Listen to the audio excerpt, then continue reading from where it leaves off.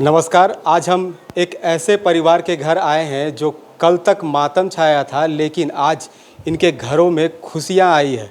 खुशियां हम इसलिए कह सकते हैं कि जो बांग्लादेश में तख्ता पलट के बाद जो वहाँ माहौल था, जो वहाँ जिस तरह की घटनाएं हो रही थी, उस घटना से अलग होकर वो अपने वतन लौटकर आज वापस आए हैं। हम इनसे मनीष जी हैं और इनके पूरे परिवार जो अपनी धर्मपत्नी और 2 बच्चे के साथ वहाँ रह रहे थे, आज अपने वतन लौट कर आए हैं। इनसे हम बात करेंगे कि क्या वहाँ का माहौल था, कैसा वहाँ का माहौल था और उस माहौल में इनको क्या डर लग रहा था या नॉर्मल थे। मनीष जी, सबसे पहले तो आपको हमारे चैनल में आपका स्वागत है। आपका भी स्वागत है सर। आप जब किस कंपनी में थे वहाँ, इसके पहले बताइए। सर मैं लाजन एंड टुब्रो कंपनी में हूँ, जो कि कंस्ट्रक्शन कंपनी है, और वहाँ पे as a assistant account manager मैं वहाँ पे पोस्टेड था। और ये गवर्नमेंट फंडेड प्रोजेक्ट थी, इंडियन गवर्नमेंट फंडेड प्रोजेक्ट। तो जो माहौल वहाँ बांग्लादेश जो तख्ता पलट हुआ, तो ये तो आप काफ़ी नज़दीक से देखे होंगे, तो किस तरह का वहाँ माहौल था? जैसे खबर यह आ रही थी कि लोग हिंदू पर आक्रमण कर रहे हैं और बांग्लादेश जो ढाका पर है वो पूरा कब्जा कर लिए हैं, प्रधानमंत्री के जो आवास है उस पर। सर यदि व्यक्तिगत आप मेरे से पूछिएगा तो मैं इसको हिंदू को टारगेट कर रहा है ऐसा मैं नहीं देखता हूँ। ये आरक्षण को लेकर के ये प्रोटेस्ट चालू हुआ था, और कहीं ना कहीं जो रूलिंग पार्टी थी उसके प्रति लोगों में आक्रोश था। उसी आक्रोश को मतलब कि इस प्रोटेस्ट ने आग दिया, और काफ़ी प्रोटेस्ट काफ़ी बड़ा हुआ था देश में। और उसके बाद तो आप जान ही रहे हैं कि जो न्यूज़ मिला कि वो लोग प्रधानमंत्री के आवास में घुस गए, और उसके बाद शेख हसीना को इंडिया आना पड़ा। उसके बाद ऐसा कभी आपको माहौल लगा कि अपने वतन को जाना चाहिए? जैसा कि न्यूज़ वगैरह में दिखाया जा रहा था, क्योंकि हम तो जब से प्रोटेस्ट चालू हुआ था तो हमारा कंपनी से भी इंस्ट्रक्शन था, और इंडियन एम्बेसी से भी हम लोग को इंस्ट्रक्शन मिला था मैसेज में कि आप लोग घर छोड़ करके बाहर नहीं निकलिए, अपने कमरे के अंदर ही रहिए। जो राशन वगैरह का सामान है वो 10-15 दिन के लिए घर में लेके रख दीजिए। तो वैसा ही हम लोगों ने किया था, और हम लोग अवॉइड कर रहे थे बाहर निकलना। और मैं मतलब इंडियन ही नहीं, बाकी जो लोकल बांग्लादेशी भी जो कांटेक्ट में थे वो लोग भी बाहर निकलना अवॉइड कर रहे थे उस सिचुएशन में। तो जिस घर पे थे उस घर में क्या कितने दिनों तक आप घर में रहे? 8 दिन हम लोग घर में ही रहे थे। तो 8 दिन तक पूरा कर्फ्यू लगा रहा है या? नहीं, रिलीफ बीच बीच में रिलीफ हो रहा था। कर्फ्यू जो लगा था वो 3 से 4 दिन था।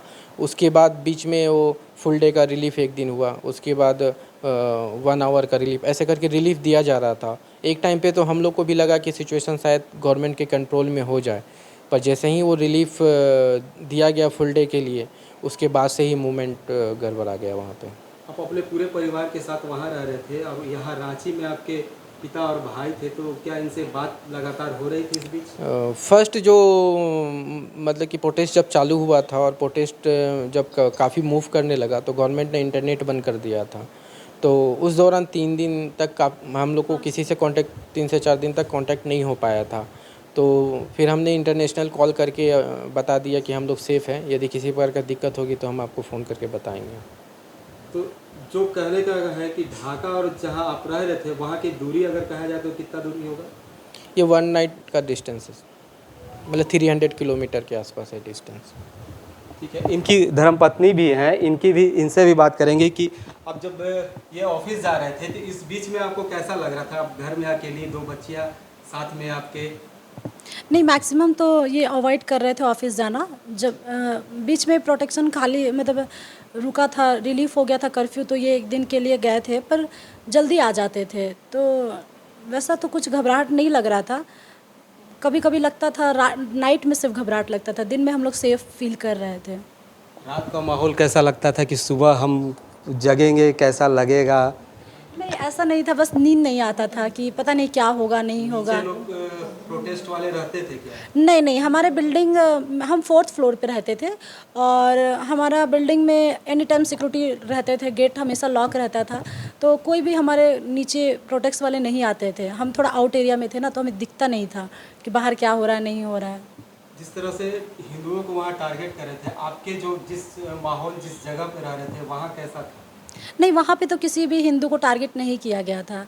वहाँ पे सब लोग सेफ थे, और वहाँ पे मार्केट भी खोला जा रहा था 1-2 घंटे के लिए, सब कुछ टाइमिंग दिया जाता था।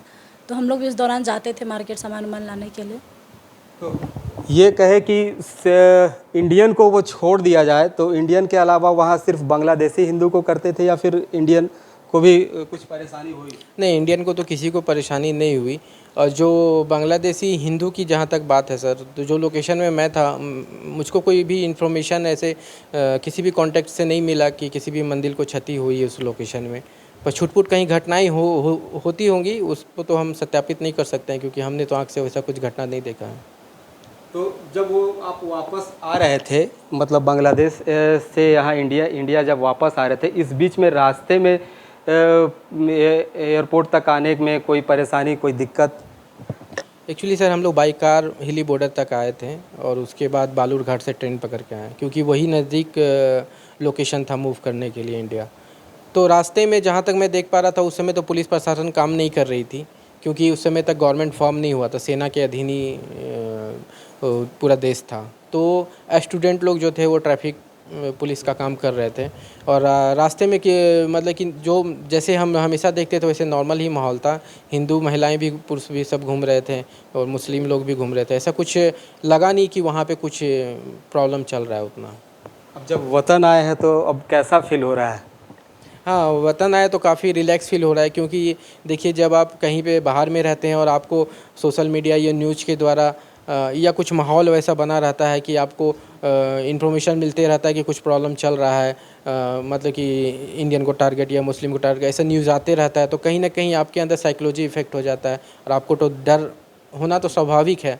तो हमारी कंपनी भी चाह रही थी कि और आपको तो डर होना तो स्वाभाविक है, तो हमारी कंपनी भी चाह रही थी कि जितने जल्दी से जो जल्दी हो पहले फैमिली स्टाफ जो फैमिली के साथ रह रहे हैं उनको मूव इंडिया करा दिया जाए, बाद में बैचलर को। तो विदिन टू डेज़ हमारी कंपनी ने सबका टिकट बुक कराया और कंटिन्यूअस टच में रहते थे, मतलब कि डेली हमारा इवनिंग में मीटिंग होता था कि क्या स्टेटस है आपके लोकेशन में। हर लोकेशन में जितने लोकेशन में हमारे स्टाफ थे सबके साथ बातचीत होता था हमारा। और झारखंड कंट्रोल से भी हमको फ़ोन आया था कि आप कहाँ पे हैं, कैसे हैं, कुछ मदद चाहिए आपको। उसके बाद लास्ट वो कोलकाता तक टच में रहे। जब कोलकाता मूव कर गया तो उनको मैंने कह दिया कि मैं कोलकाता आ गया हूँ। तो माहौल जब बांग्लादेश का वापस सुधरेगा, शांत होगा तो क्या लगता है कि वापस जाएंगे? एस्टेब्लिश गवर्नमेंट यदि वहाँ पे कोई प्रशासन यहाँ पे मतलब रहने से तो कोई डर नहीं है आपको क्योंकि वो लोग फॉरेनर को काफ़ी रिस्पेक्ट करते हैं और कुछ भी प्रॉब्लम होने से जब आप पुलिस को कॉल कीजिएगा तो आपको फर्स्ट प्रायोरिटी में वो लोग अटेंड करते हैं। तो वहाँ पे वो ऐसे डरने वाली बात नहीं है। पर जब आप किसी देश में रहते हैं तो आप मतलब कि वहाँ के सारे नागरिक का तो गारंटी आप ले नहीं सकते हैं। तो मॉब लिंचिंग या भीड़ में से थोड़ा डर लगता है, पर ऐसे आप मतलब कि यदि ज़्यादा लोगों से इंटरेक्शन अवॉइड कीजिएगा, मतलब कि अपना ऑफिस जाइएगा, घर आइएगा, तो ऐसा कुछ आपको प्रॉब्लम महसूस नहीं होगा। आपसे क्या लगता है कि वापस जब फिर से अगर सुधरेगी वहाँ जाएंगे? हाँ, अगर सब कुछ नॉर्मल रहेगा तो क्या प्रॉब्लम है, मैं जाऊँगी, ज़रूर जाऊँगी। मुझे वहाँ पे कभी भी खतरा नहीं लगा तो मैं जा सकती हूँ। तो ये थे हमारे साथ मनीष जी, जिन्होंने बांग्लादेश का पूरा माहौल, वहाँ का क्या है स्थिति वो बताया और इन्होंने साथ में यह भी कहा कि वहाँ जो बांग्लादेशी हैं वो हिंदुओं पर अटैक नहीं जबकि इंडियन पर काफ़ी विश्वास और काफ़ी भरोसा रखते हैं और जब वहाँ की स्थिति यहाँ से सुधरेगी तो वापस ये फिर से जाने की, अगर कंपनी दबाव देता है, कंपनी अगर बोलती है तो फिर से जाएंगे। Jayant Kumar, street buzz, Ranchi.